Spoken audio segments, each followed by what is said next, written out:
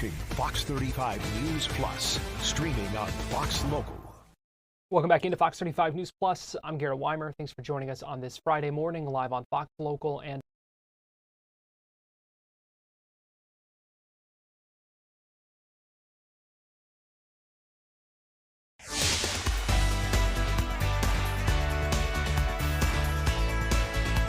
Florida Live starts now.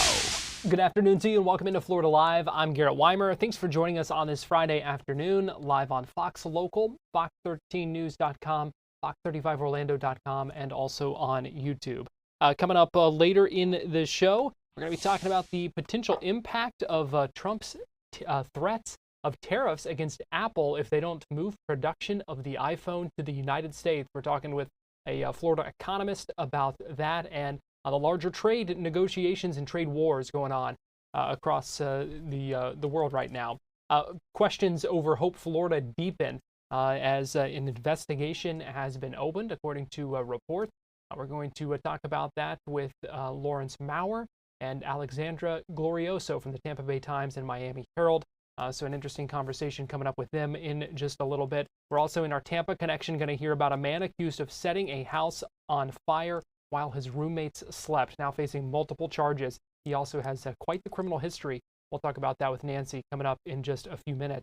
But we are heading into a long weekend. Give you a live look at Daytona Beach from our Hard Rock Hotel camera there along the coastline. You can see folks out there already soaking up the sun and enjoying the waves as on this Friday, heading into, like I said, a 3-day weekend for many people. But we are also getting closer to the start of hurricane season. Want to bring in Fox 35 storm team meteorologist Laurel Blanchard, who joins us now. And Laurel, the countdown is really on, and we're starting to get more looks as far as what the outlook could be for that upcoming hurricane season. Yeah, Garrett, those outlooks are coming out from different organizations, and a lot of them do seem to be on the same page. But it's crazy to think that we're only 8 days out from the start of hurricane season, which is June 1st. I feel like we just stopped talking about the 2024 hurricane season, and now we're getting geared up for the start of 2025. So 8 days is the countdown. And yesterday, NOAA came out with their 2025 season outlook for the hurricane season ahead. And here's ultimately what they had to say. Starting off, they're expecting an above average year, but ultimately not as busy as what we were seeing in 2024. So they are calling for a 60% chance of seeing that activity above normal for hurricane activity, a 30% chance of near normal activity, and a 10% chance of below normal activity. This is just really a fancy way of saying is that it's still going to be busy. However, it's not going to be as busy as what we were seeing last year. So let's get into the nitty gritty. Garrett, here is what NOAA is saying, taking a look at the 2025 hurricane outlook.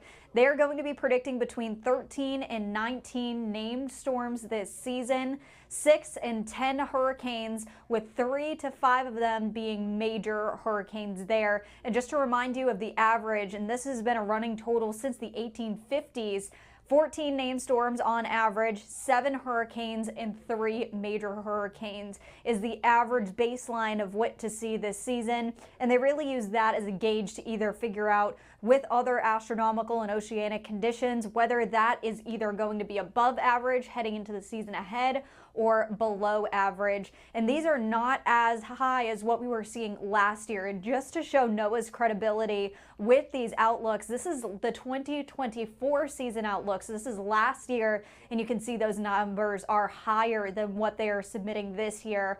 The 2024 outlook called for 17 to 25 named storms, and there were 18 of them. 8 to 13 hurricanes, there were 11.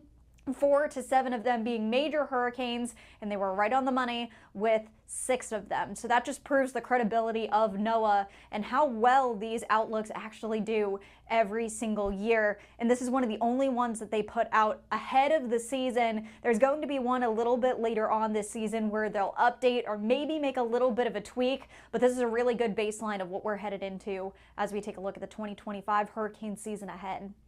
And Laurel, we know they are not the only ones who kind of do these outlooks. So I'm curious, we know Colorado State, one of the other ones that does and is highly respected in that. How do the two kind of compare? Do they line up? Are they generally agreeing on what we'll see this hurricane season?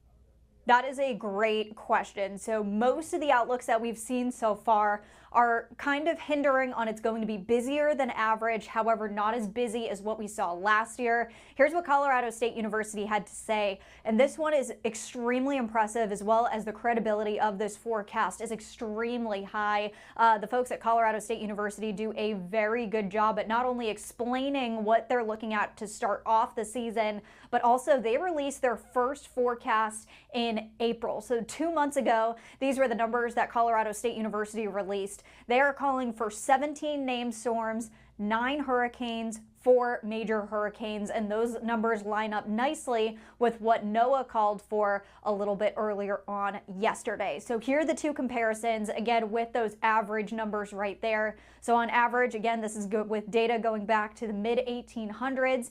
14 named storms, 7 hurricanes, 3 major hurricanes. NOAA is calling for 13 to 19 named storms, 6 to 10 hurricanes, and 3 to 5 major hurricanes, where CSU is calling for 17 named storms, which falls within that window that NOAA is calling for, 9 hurricanes, which is on the high end of what NOAA is calling for, and 4 major hurricanes. So it looks like NOAA and Colorado State University are pretty much on the same page when it comes to what they're looking for, taking a look at the season ahead.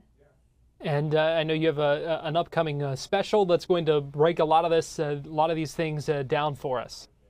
Yeah, it's really exciting. We're going to be keeping an eye on our Tracking the Tropics special, and that is going to be airing on Monday. Something that's super exciting is that this broadcast was actually made for you at home. We basically took all of the stories that you would want to see and things that we would think you would want to see in this special, and it's everything that you need to know as we head into the hurricane season ahead. More ways to stay safe rather than just getting your emergency kit ready, new things that you can expect heading into 2025, and we're going to continue to see more of that really amp up as we head into this season as well. And something that's also really special is that there's going to be a live Q&A after the show. NOAA and I will be taking your questions live and answering them as we continue to break down the season. And also there's a couple of other treats in there that weren't in the special. So this is something that you'll also want to tune in for. The special will be live on Fox 35, but also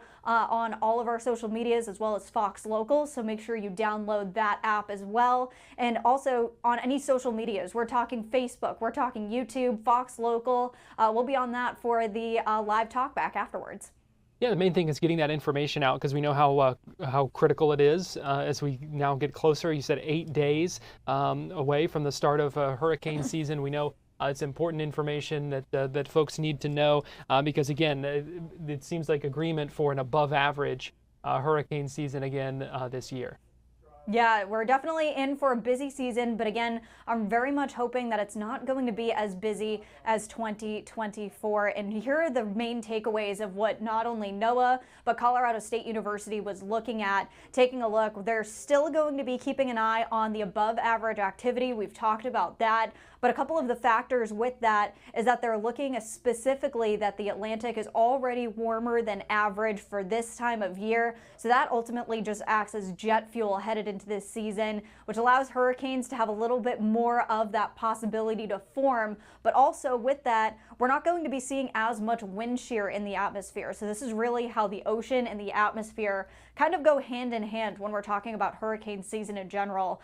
When there is more wind shear in the atmosphere, it almost tears apart hurricanes. So with that, hurricanes have a harder time to form, but when there's less wind shear, there's not as much of that tear in the atmosphere. So hurricanes have the ability to feed off that warm Atlantic water and then really pick up in strength because it doesn't have that factor that will rip them apart, more talking atmospherically. So these are all of the 3 factors that were hit on specifically from NOAA and Colorado State University as they were releasing their outlooks. And so in another above normal forecast, when was the last time we had a below normal forecast?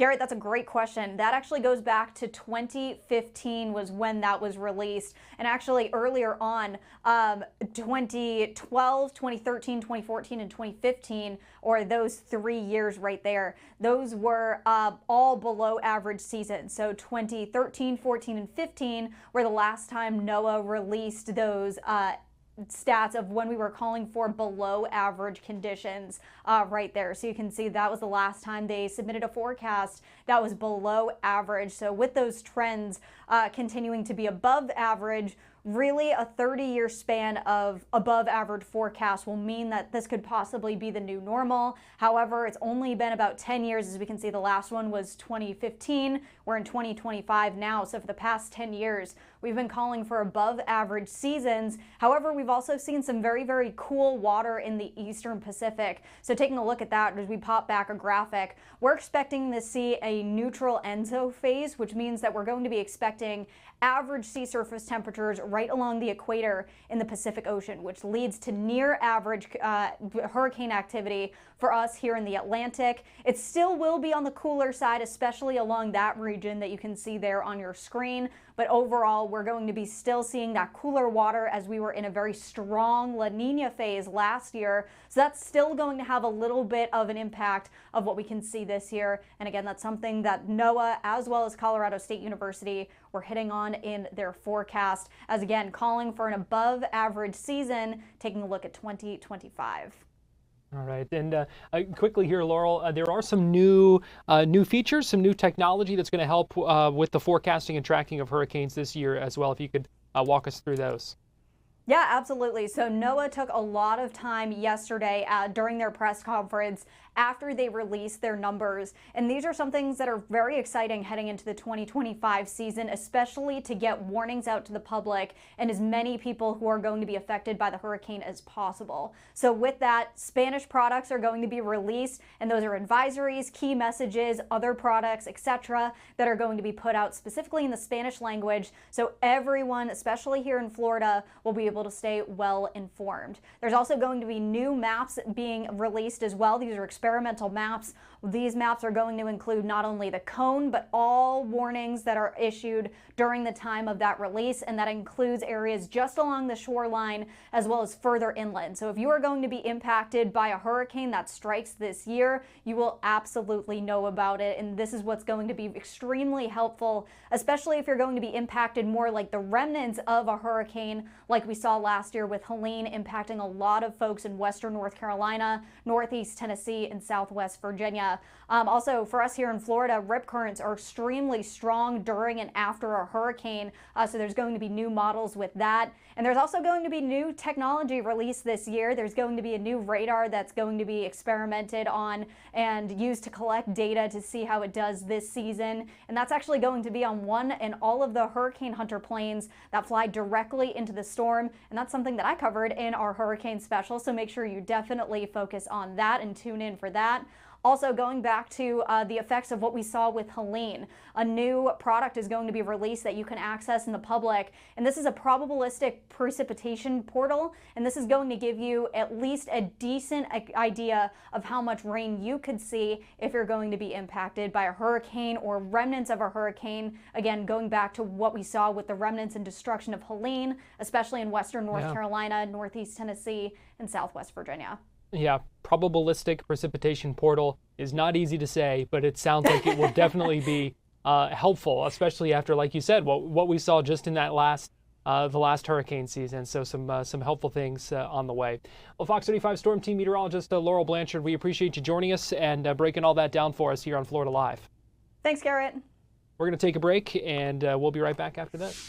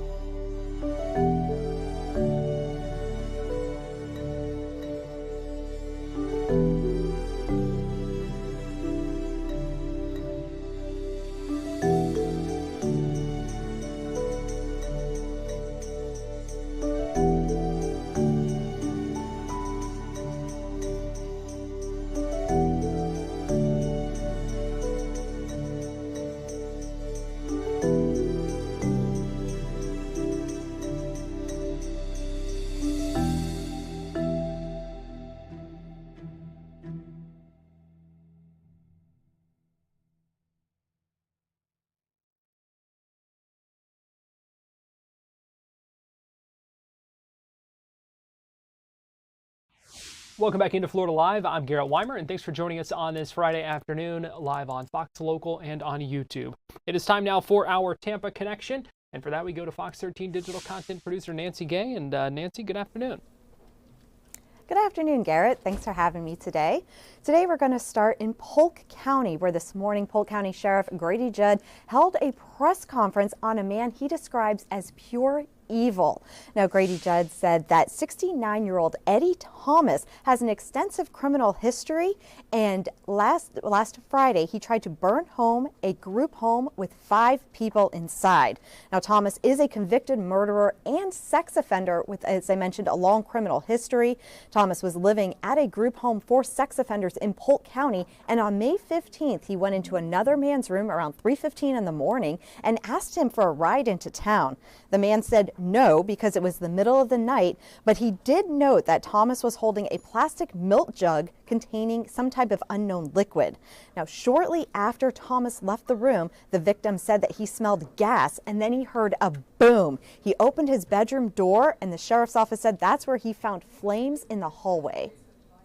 Well, we know now he was splashing accelerant in front of every bedroom down the hallway and tried to create a fire barrier so they could not run out of the house. He set the house on fire. He set the house on fire with 5 folks in there beside himself. Now, Sheriff Judd said that one victim who used a walker fell as he was trying to reach the front door, and he had to crawl to get out of the house. And because he was crawling, he was burned on his hands and his feet, and he had to be flown to an area hospital for medical treatment. Another victim told investigators that he was asleep when he heard someone yelling that the house was on fire. He said he tried to leave by running through the hallway, but he couldn't reach the door because of the flames, and he had to crawl out of his bedroom window. Another victim said that he also woke up to yelling. He ran out of his bedroom and ran toward the front door, where he fell over another resident who was already on the ground, also trying to escape. Now, yet another victim claimed that he had gotten up to use the bathroom, and that's when he saw Thomas walking around the house, which was something that he said was pretty common. Now, he claims to have heard splashing noises. He smelled kerosene, and then he heard a noise similar to a fire being ignited. He then heard someone yelling fire, and that's when he left his bedroom, but he couldn't see the front door because of all the smoke. As he was running, he also fell. Now, outside of the house, he said he saw a trail of fire going from an oak tree to the front yard, leading directly to the house. Now, 2 of the victims said that they saw Thomas backing out of the yard in his red Chevrolet truck and driving away. Now, the landlord said that she got a call from one of the residents stating that Thomas had set the house on fire. Now, Thomas had lived in the house since 2023, and until recently he hadn't had any issues. Now, due to ongoing disputes and failure to pay rent, he was served with an eviction notice that required him to get out of that house by May 20th. Now, shortly after the fire, Polk County Sheriff Grady Judd said that Thomas actually went to a hospital complaining that he was suffering from chest pains. When he was released, Judd said Thomas wanted to check himself into the mental health ward of the hospital, claiming that he wasn't right in the head. Now, he was arrested on May 20th and charged with 5 counts of attempted murder and arson. Now, as I mentioned, Thomas does have an extensive criminal history. On October 28th of 1975, Thomas was arrested by the Polk County Sheriff's Office for burglary and grand theft. He spent 14 days in jail and was given 5 years probation. In November of 1975, he was arrested by the Winter Haven Police Department for the false report of a crime and spent 25 days in jail. His probation was not violated, which was noted by Sheriff Judd. On May 22nd of 1986, he was arrested by the Bartow Police Department for burglary and second-degree murder. He was convicted of killing his wife, and Judd said after he was arrested, Thomas told police that he told her that he was going to kill her. Now, after he shot and killed his wife, Judd said a sergeant with the Polk County Sheriff's Office located Thomas's vehicle. So that sergeant spun the car around to stop him, and that's when he noticed that Thomas's car was on fire. Thomas did survive, and he was convicted of second-degree murder. He was sentenced to 17 years in prison and 5 years of probation. After he was released, he was arrested in August of 1997 for violation of probation, and then he was arrested again in February of 1998 for violation of probation. In December of 1998, he was booked into the system for violation of probation and released after serving 4 years. In August of 2007, he was arrested for sexual battery with a deadly weapon and aggravated assault with a deadly weapon. In March of 2008, he pleaded no contest to lewd and lascivious contacts with a victim between the ages of 12 and 16 years old, and that's when he was forced to register as a sex offender. He was released from prison in 2020 after serving 13 of his 15-year prison sentence. In 2021, he violated his probation for not conforming with his sexual offender status, and he went back to prison. Now again, on May 20th, he was charged with arson and 5 counts of attempted murder. Now, Sheriff Judd said his goal is to make sure that Thomas never breathes air outside of a prison again. Garrett? Nancy, hearing the sheriff talk about the situation was scary enough, and then you look at those pictures and you see how little is left of that house, and it really does show, I think, just how serious of a situation that really was. Yes, this was definitely a serious situation. And shortly after the fire happened, we did get information from the Polk County Sheriff's Office saying that there had been an arson and 1 person had been injured. And even then, I remember looking at those photos and I was like, wow, there's got to be a lot more to this story. And there certainly was a lot more to this story. And I think most people are noting, and of course Sheriff Judd is noting, that with Thomas's criminal history, he probably shouldn't have been let out of jail. And a lot of people, even on our social media pages, are commenting, why was he let out of jail in the first place? Garrett? Yeah, a fair question, I think, there. Our second story today is coming out of Haines City and an arrest of a police captain there. Yes, that's right. Captain Gabriel Garcia has been indicted as part of a Veterans Affairs fraud scheme. Now, this has been one of our top stories since last night. Now, Garcia has worked with the Haines City Police Department since 2007. Now, he was arrested along with 10 other people after a federal grand jury returned a 49-count indictment for defrauding the government to obtain Veteran Affairs disability benefits. Now, prosecutors say from 2020 to 2025, one of the defendants, who's Puerto Rican resident Angel Carrera Riviera, used his position as a VA employee to access the Veterans Benefits Management System and assign particular claims to VA employees that he supervised.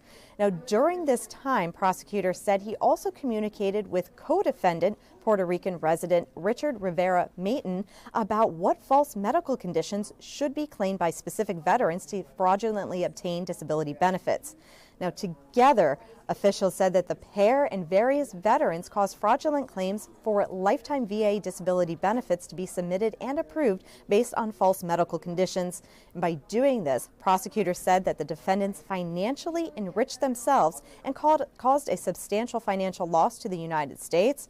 Prosecutors said that Garcia was one of the veterans who fraudulently received a 100% disability rating. The Haines City Police Department did release a statement after his arrest was announced, and they said law enforcement officers are sworn to uphold the law with honor and integrity. When someone in a position of leadership betrays that oath, it undermines public trust and discredits the profession. Garrett? And finally, Nancy, a story of an alligator theft? Yes, this is something that you'll most likely only see in Florida. Deputies in Pasco County are searching for a man accused of swiping a baby alligator from a Newport Richey business. Now, video released by the Pasco County Sheriff's Office shows the suspect using some type of a device to capture the baby alligator, and then he's seen wrapping it in a white cloth. The man then takes off on a blue bicycle. Now, the suspect is described as a white man who's roughly between 20 and 30 years old with a beard and a mustache. The suspect was last seen wearing a black hat, blue and white plaid long sleeve shirt, black undershort, black shorts, and black shoes. Anyone with any information about this alligator theft is asked to call the Pasco County Sheriff's Office. Garrett? Yeah, most of the time you're trying to get away from gators or something like that. Not often that you're wanting to steal one. Interesting case there, and you see very clear in the video what's going on. So interesting stuff. Yes, very interesting. You have to wonder, like, what is he going to do with that alligator? Like, as you mentioned, most people in Florida are trying to keep themselves away from alligators, but for whatever reason, he decided to take this baby alligator. There's definitely a lot more to this story, and hopefully the Pasco County Sheriff's Office will be able to catch him and find out exactly what he wanted with this alligator.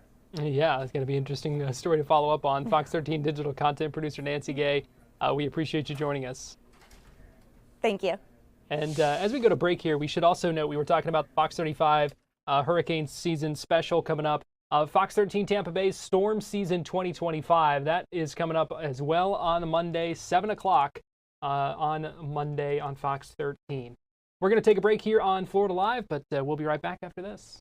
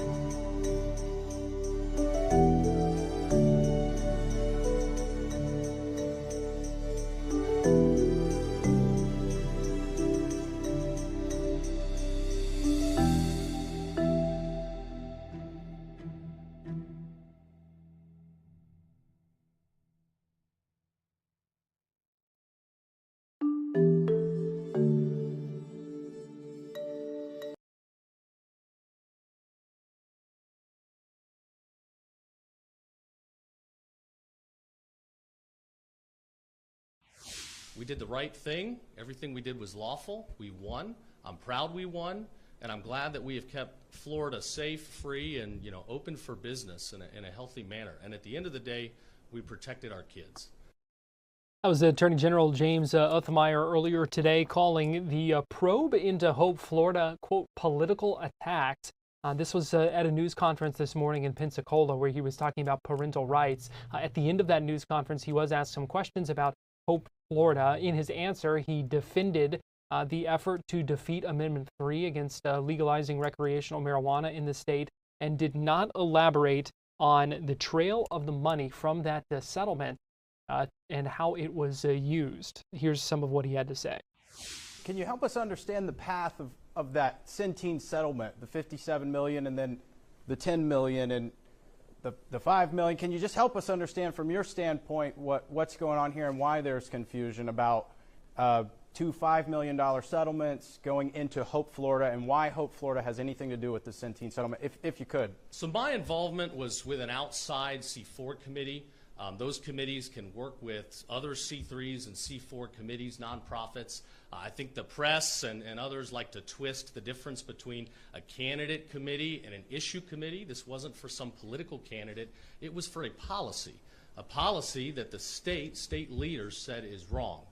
So I don't control the decisions of other nonprofits. I was on the board of the nonprofit that was focused on exclusively defeating Amendment 3 unrestricted marijuana. And so that was some of what the Attorney General had to say in Pensacola earlier today. Meanwhile, all of this comes as reports emerging this week about the prosecutor in Leon County in Tallahassee opening a criminal investigation into some of these questions surrounding Hope, Florida. Earlier today, I had the chance to speak with Lawrence Maurer, a reporter for the Tampa Bay Times, and Alexandra Glorioso, a reporter for the Miami Herald, about their reporting looking into this. Basically, we learned that there seems to be a criminal investigation into this now. The Leon County State Attorney's Office, when we requested records that have been given to him about Hope, Florida, he responded saying that this was part of an open, ongoing investigation and that they couldn't be released.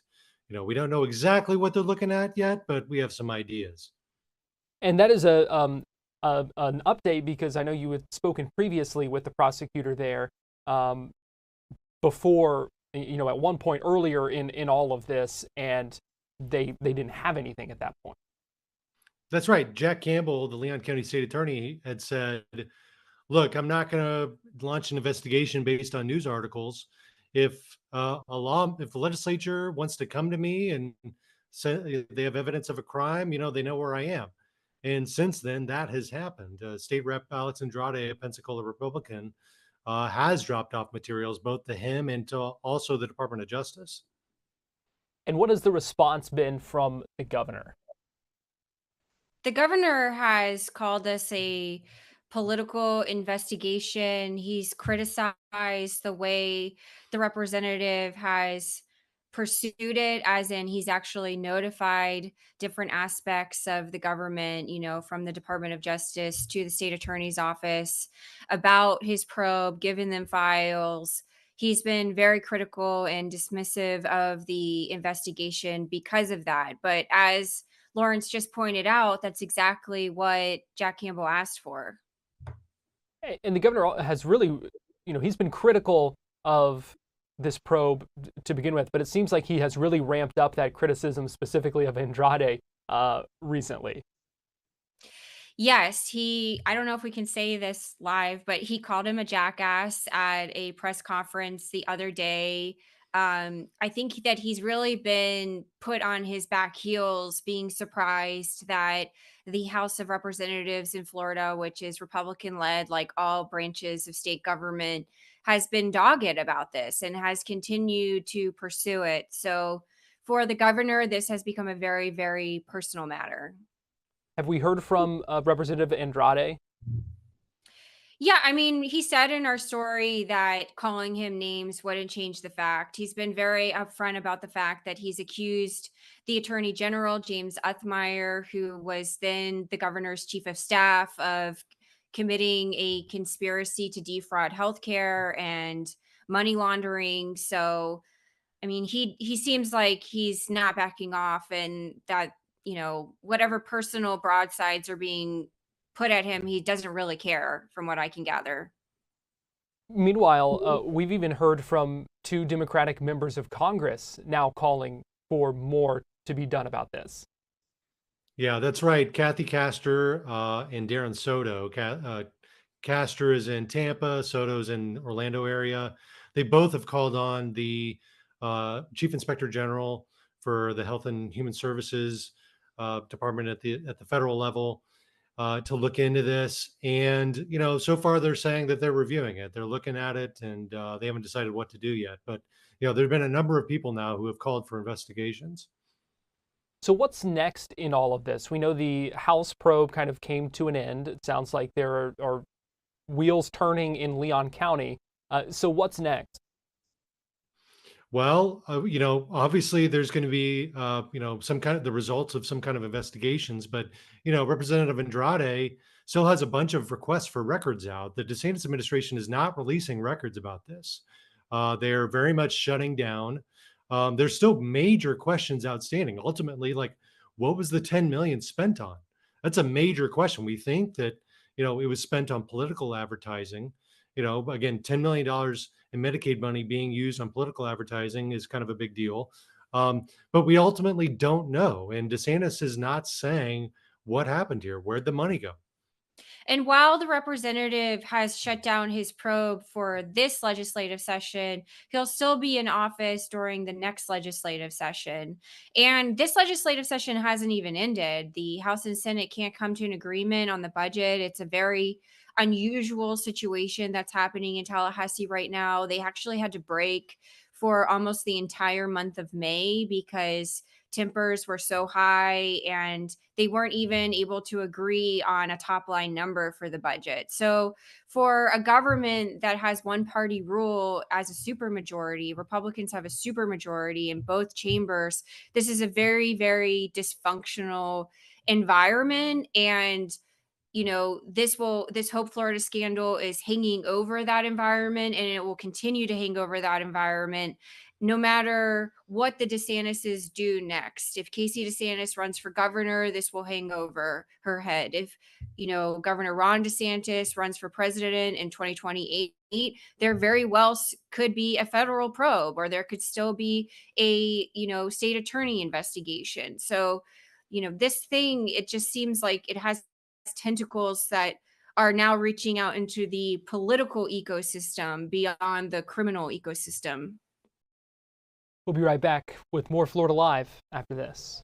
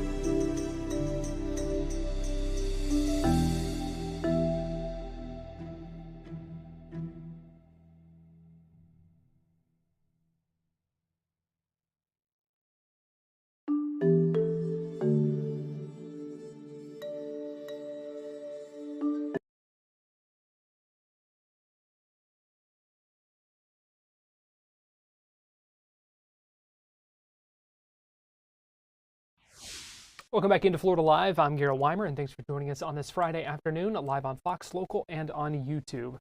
President Donald Trump has threatened Apple with a 25% tariff if they don't move their iPhone manufacturing to the United States. This comes after a meeting with CEO Tim Cook at the White House on Wednesday.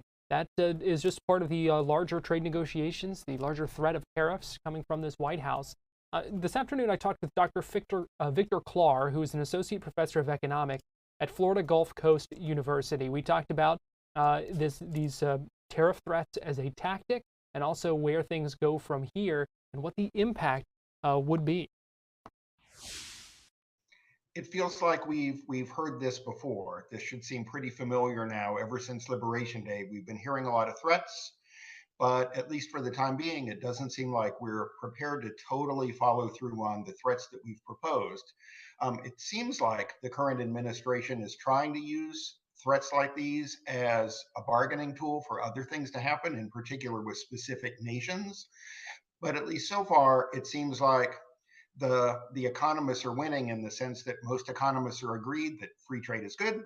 It's good for your family when you can buy things at low prices, and the same thing tends to be true for a society or a nation as well. The Trump administration has said they don't believe that trade negotiations are moving fast enough. They also threatened that a blanket 50% tariffs on the European Union. What would the impact of these things be? Any tariff is, let me be clear, a tariff is a tax paid by American businesses who are trying to serve American customers and who employ American workers. So anytime you talk about a new tariff, I know that politicians like to say that other countries are paying, but that's not how tariffs work. When you're an American company importing a good or a service from another country, you not only pay for the importation cost from that other country of that particular good, you also pay a tax to Washington, D.C. for the privilege of bringing that into the country. And when businesses face those higher costs, it drives up prices for them, and it also makes it more challenging for them to keep prices low over time and to keep the same workers on hand at the same pay. And then specifically talking about the threats against Apple, the U.S. does not manufacture any smartphones right now. There's a really good reason we don't currently manufacture smartphones here in the United States. It's because production costs would be extremely high, or if we did move that production here at home, we probably wouldn't employ as many workers as we would expect, because a lot of that production would become automated. And so we wouldn't see a huge increase in the number of workers making phones. We might see some increases in the supply chain that make it possible to make those phones here at home, but in a mostly automated process. You talked about how many of these threats of tariffs are just that, end up being threats, that they don't end up being implemented. Yet when we see these threats or these, when the president talks about these tariffs, it gets a pretty negative reaction to the, from the stock market. So even without these tariffs, even if they don't go into effect, does the threat of them have any harmful effect on the economy? The most concerning piece of the tariff threats is that no American company knows exactly where we're going to land. It's a little like when parents threaten their children, do this and I'll stop the car. And everybody's going to be, we don't exactly know what tariffs are going to be, who they're going to be imposed on, when they'll be imposed, or for how long they'll be imposed. And if that's the case, it's hard to imagine that any American business would totally reconfigure their supply chain to do something very expensive that might cost millions of dollars if the tariffs might go away next week. It's really, really difficult to plan right now. I don't think any American businesses are currently planning to bring a lot of jobs back to the US and to construct multi-million-dollar production facilities if the tariffs might go away. Well, because what we often hear is that uncertainty is, has a big impact on companies one way or another. Whether there's tariffs, whether there's not, it's that uncertainty that can also create just a lot of problems. Sure, lots of American consumers, just because of the uncertainty, front-loaded purchases of very expensive things like household appliances and cars from other countries because they didn't know exactly what the tariffs would be or when they would hit. And so they front loaded and spent more money than they were currently planning to because of the uncertainty. So when it comes, let me ask you first with the Apple tariffs, do you think this will be something that ends up going into effect, or do you think this is just a reaction from the White House to their meeting with the Apple CEO? If the current experience is any predictor of what the future might be, it doesn't seem like the tough talk surrounding Apple is something that the current administration will be willing to follow through on. Like so many other threats that we've seen since Liberation Day, it seems like there might be some sort of the word the administration will use is deal, but the deal often looks pretty similar to what was there in the first place. Where do things go from here with these trade negotiations with these other countries, with these other companies? Is this proving to be an effective tactic, or where do you think things go from here? It's an interesting thing when you look at the tariffs on Europe. A lot of those are focused on luxury goods, things like designer handbags or very fine cognac from France. But it's important to remember that lots of Americans earn their living by being part of that supply chain here in the United States. You may not be an importer of cognac, but you might be working in a liquor store somewhere in Florida that depends on very fine cognac and regular customers who might be turned off by a price that's much higher than it used to be, mostly because of the tariffs. So what's the bottom line here? What should people know when they hear about this, Dr. Clark? Actions speak louder than words. That old adage is true with most things, and it's true with tariffs also. I know there's been a lot of big talk, but as they say, talk is cheap. I think that you should prepare for the worst, but don't totally change your life, especially since things might go away. And based on what we've seen so far, things are very likely to be much less in terms of the number of tariffs, the percentages of those tariffs, and the countries that we impose them on compared to what the talk has been since the beginning of the year.